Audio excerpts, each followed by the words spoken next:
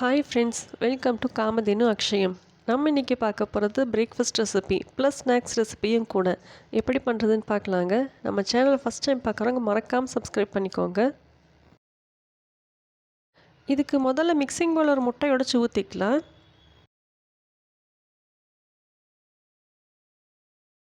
இப்போ இந்த முட்டை கூட அரை கப் பால் சேர்த்துருக்கேன். இது காய்ச்சி ஆற வச்ச பால் தான்.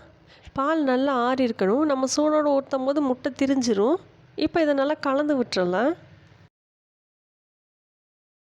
இப்போ இது கூட அரை டேபிள் ஸ்பூன் அளவுக்கு பொடி பண்ண மிளகு சேர்த்துக்கலாம்.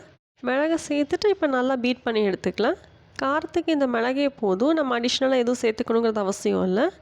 நல்லா கலந்து வச்சாச்சு, இது இருக்கட்டும்.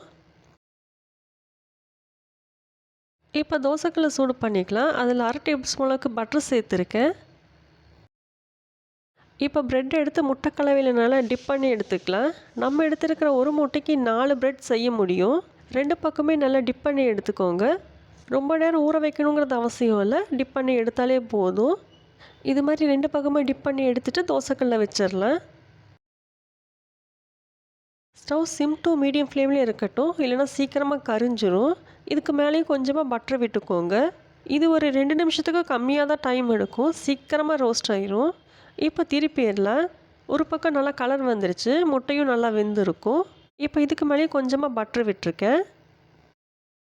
2 பக்கமே நல்லா செவந்துருச்சு, போதும், எடுத்துடலாம். இது நம்ம ஸ்நாக்ஸாகவும் சாப்பிட்லாம், பிரேக்ஃபாஸ்ட்டாகவும் சாப்பிட்லாம். ஹெல்த்தியான ரெசிபி தான். இதே மாதிரி இன்னொரு ப்ரெட்டையும் வச்சு காமிக்கிறேன். நான் இன்றைக்கி மில்க் ப்ரெட் தான் எடுத்திருக்கேன். இதுக்கு பதிலாக வீட் ப்ரெட் இருந்தால் இன்னும் பெஸ்ட்டாக இருக்கும். அவ்வளோதான். நீங்களும் இதே மாதிரி செஞ்சு சாப்பிட்டு பார்த்துட்டு எப்படி இருந்துச்சுன்னு கமெண்ட் பண்ணுங்கள். வீடியோ பிடிச்சிருந்தால் லைக் பண்ணுங்கள். காமதேனு அக்ஷயத்துக்கு சப்ஸ்கிரைப் பண்ணுங்கள். தேங்க்ஸ் ஃபார் வாட்சிங்.